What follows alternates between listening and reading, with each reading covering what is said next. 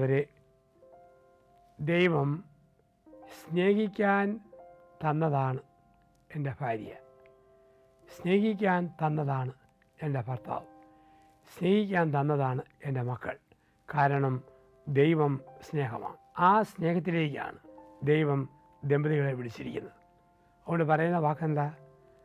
ചേർന്ന ഇണയും തക്കതായ തുണയും എന്നാണ്. ചേർന്ന ഇണയും തക്കതായ തുണയും, അതാണ് ദാമ്പത്യം. സ്നേഹിക്കാൻ വേണ്ടി. ആദ്യ പുരുഷൻ ഒറ്റയ്ക്കിരുന്നപ്പോൾ ദുഃഖിതനായിരുന്നു, ഏകനും മൂകനുമായിരുന്നു. അവന് ദുഃഖം മാറ്റാൻ ദൈവം തീരുമാനിച്ചു. അതിന് ദൈവം ഒരു സ്ത്രീയെ കൊടുത്തു. പറഞ്ഞിരിക്കുന്നു, ലോകത്തിലുള്ള ഒരു ജീവിയും അവൾക്ക് ചേർന്നതല്ല, അവന് ചേർന്നതല്ല. അതിനുവേണ്ടി ദൈവം കൊടുത്തു ഒരു സ്ത്രീയെ കൊടുത്തു. വാരിയലിൽ നിന്നും. വാരിയൽ ഹൃദയത്തെ പ്രൊട്ടക്റ്റ് ചെയ്യുന്ന ഒരവയവമാണ്.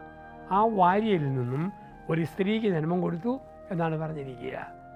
അവിടെയാണ് സ്ത്രീക്ക് ഭർത്താവിനെ സ്നേഹിച്ച് നേടാൻ പറ്റും, ഭർത്താവിന് ഭാര്യയും സ്നേഹിച്ച് നേടാൻ പറ്റും. പ്രത്യേകിച്ച് ഓർക്കുക, ഒരു സ്ത്രീ ചിരിച്ചോ, ആ ചിരി സ്നേഹത്തിൻ്റെ പ്രകടനമാണ്. കരഞ്ഞോ, ആ കരച്ചിലും സ്നേഹത്തിൽ നിന്ന് ഉരുത്തിരിയുന്ന ഒരു മുറിവാണ്. ചിരിച്ചും കരഞ്ഞും നേടാൻ പറ്റും. അതുകൊണ്ടാണ് ഒരു മോള് കരഞ്ഞാൽ അപ്പൻ ഉരുവും, പെങ്ങൾ കരഞ്ഞാൽ ആങ്ങള ഒലയും, ഭാര്യ കരഞ്ഞാൽ ഭർത്താവ് തകരും, കാമുകി കരഞ്ഞാൽ കാമുകൻ വീഴും. സ്നേഹത്തിന് മുറിവേക്കുമ്പോഴാണ്. അപ്പം അടിസ്ഥാനപരമായ സ്നേഹം. സ്നേഹിച്ചുകൊണ്ടിരിക്കുക എന്ന് പറഞ്ഞാൽ നാളുകൾ പോകുന്ന അറിയില്ല, കൊടുത്തു കടന്നു പോകുന്നു. അതുകൊണ്ടാണ് ആദ്യ പുരുഷൻ ആദ്യ സ്ത്രീയെ കണ്ടപ്പം പറഞ്ഞ വാക്കാണ്, നീ എൻ്റെ അസ്ഥിയുടെ അസ്ഥിയും മാംസത്തിൻ്റെ മാംസവും. സ്നേഹിക്കാൻ വേണ്ടി ദൈവം എനിക്ക് തന്നതാണ്. നീ എൻ്റെ അസ്ഥിയുടെ അസ്ഥിയും മാംസത്തിൻ്റെ മാംസവും എന്ന് പറഞ്ഞാണ്. ഈ സ്നേഹത്തിന് തടസ്സമുണ്ടാകുന്ന എന്തെങ്കിലും ഉണ്ടോ അത് എടുത്തു കളയണം.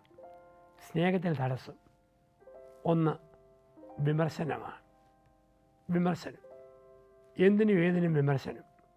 ഭാര്യ എന്ത് ഭക്ഷണം ഉണ്ടാക്കിയാലും വിമർശിക്കുന്ന ഭർത്താവ്. മീൻ കരിഞ്ഞുപോയി, മുരിങ്ങക്ക വെന്തില്ല, പന്നി മിന്താലു ടേസ്റ്റ് ഇല്ല, ചോറ് അവിഞ്ഞുപോയി, കഞ്ഞിവെള്ളം കൊഴുത്തുപോയി, കോവയ്ക്ക തടി പോലിരിക്കുന്നു, എന്തിനും ഏതിനും കമൻറ്റ് പറയണോ, അവൻ സ്നേഹത്തിൽ നിന്നും മാറിപ്പോവുക, മുറിപ്പെടുത്തുക. ഭർത്താവ് എന്ത് കൊടുത്താലും അതിന് കുറ്റം. ഒരു ഡ്രസ്സ് മേടിച്ച് കൊടുത്താൽ നിലത്തിൻ്റെ കുറ്റം. എന്ത് മേടിച്ചാലും ഭാര്യയ്ക്ക് കുറ്റമേ പറയാനുള്ളൂ. അപ്പം അങ്ങനെയുള്ള വിമർശനങ്ങൾ, കുറ്റം പറച്ചിലുകൾ സ്നേഹത്തിൻ്റെ നിയമത്തിന് അതിനെ മുറിപ്പെടുത്തുകയും തകർക്കുകയും ചെയ്യും. ശരിക്കും സ്നേഹമുണ്ടോ? ഉണ്ടെങ്കിൽ, ഒരു കുറവുണ്ടെങ്കിൽ പോലും അത് പൊതിഞ്ഞ് ഭർത്താവിനെ സംരക്ഷിക്കും, അത് പൊതിഞ്ഞ് ഭാര്യയെ സംരക്ഷിക്കും. വീട് ഒരു കാനാൻ ദേശമാകുന്നത് ഈ സ്നേഹം കൊടുക്കുമ്പോഴാണ്. സ്നേഹം കൊടുക്കും വീട് കാനാൻ ദേശമാകും. കാനാൻ ദേശം രണ്ട് അനുഭവങ്ങളാണ്. ഒന്ന് പാല്, രണ്ട് തേന്. പാലും തേനും. എന്താ പാല്? ജീവൻ്റെ നിലനിൽപ്പിന് വേണ്ടി ഉപയോഗിക്കുന്നതെല്ലാം പാല്.